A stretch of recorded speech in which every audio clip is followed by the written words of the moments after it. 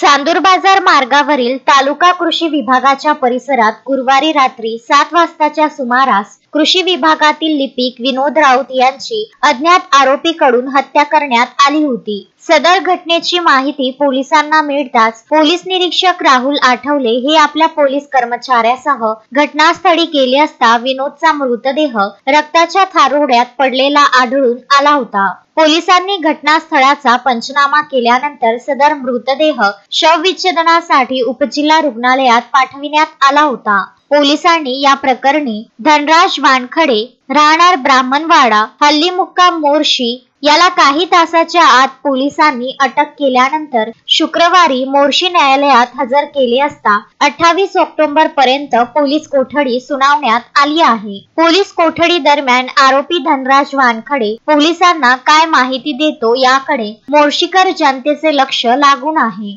Sanjay Garpawar, Vidarbha news, Morshi.